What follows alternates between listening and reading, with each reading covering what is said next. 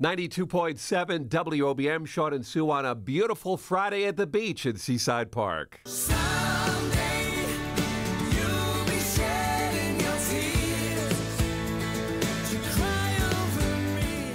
And joining us right now, Sue, Glass Tigers Alan Frew joins us. Oh, my goodness. Bringing us back to 1987. I remember the first time. Alan, first of all, good morning. Thanks for being with us. Hi, Alan. My pleasure, and I hope I'm not in the beach, because if I am, it means I'm in a bunker. Yes. Alan is joining us from the confines of a beautiful golf course right now. But, yeah, hopefully you're not in the bunker there in the sand. But, yeah, 1987, my brother, Alan, brought home a brand new CD, or maybe even a bit of cassette, I'm not sure. It was a cassette, sure. And he said, band out of Canada, Glass Tiger. And it turned me on to the music and loved it ever since. So that's how it all began for me. Oh, I loved Glass. I grew up with you, Alan. Glass Tiger was one of my favorites. Well, thank you, guys. Thank you.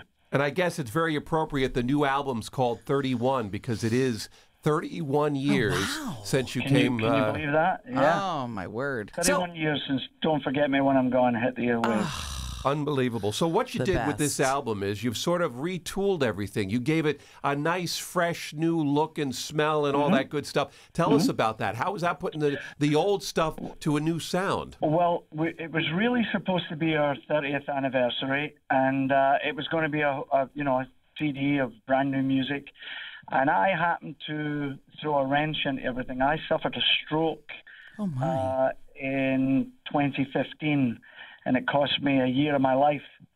And as part of my recovery, actually, I was out golfing, and with a dear friend. His name is Johnny Reed. He's done very well here in Canada.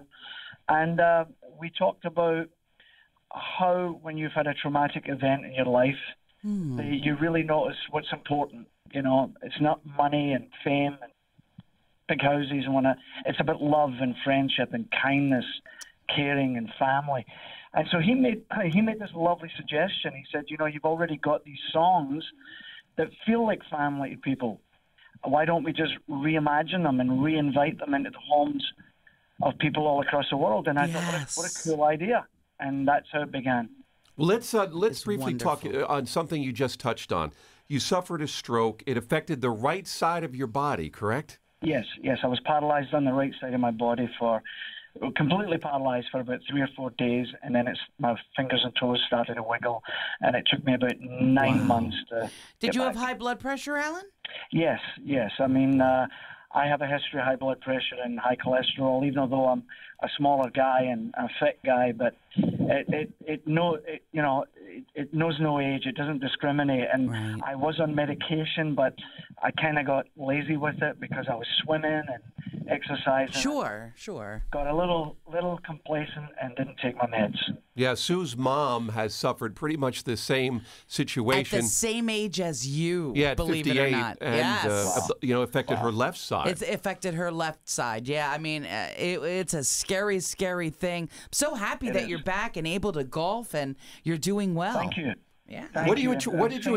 did you attribute to getting back? And I know I'm not making a pun here, but what got you back on your feet? What was it that you did that made the difference? I've talked to. I mean, I'm a tenacious bugger to start with. I know. It's like I've always been one of those people. My mantra is when something happens, you mourn it. You allow yourself to mourn it, and then you have to accept it. You have to accept where you are, and then you fight.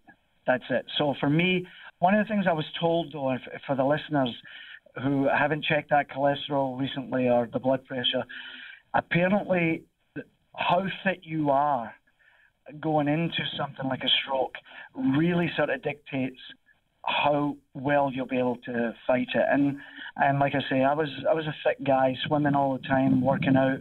So I probably had a good shot at coming back at it between being really tenacious and determined and being, fit going in. Right. We're glad you're back and you're feeling well. Hey, listen, let's talk about, you've got a New York City show coming up for our listeners who want to head into the city. You're going to be at the Highland Ballroom on September 1st, Labor Day weekend. That's going to be a big show. Yeah, I mean, we realize trying to branch out back into the States. It's funny, we're doing the same thing in the UK, and always the journalists and the DJs and stuff, they very much remember Glass Tiger. But the fans, you get a little bit detached from them. They say, wow, why has it been so long? And it's just the way it goes, you know, like 1 year turns to 4, turns to 10. Next thing you blink and 20 some odd years have gone by. But so we realize that, you know, it's going to take a bit of work. I don't know whether there'll be one person in that club or 100 or 5. I have no idea. But whoever's going to be sitting in that club are going to get blown away. The band's playing killer. We'll play all the classic stuff. And if we have to come back again and again to really establish a fan base in America, that's what we'll do. Excellent. Check out the new album. It's called 31, and it is absolutely fantastic. Don't Forget Me. I love it.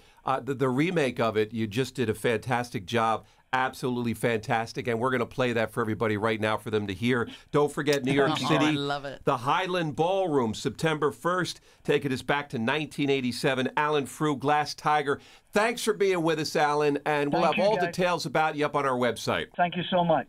Hey, listen, Thank go you, tee Alan. off now. Get back to that game. Thank you. Bye-bye. All Go right, there he Glass is. Tiger! Here it is. It's Oh, the my word. reboot, refreshed.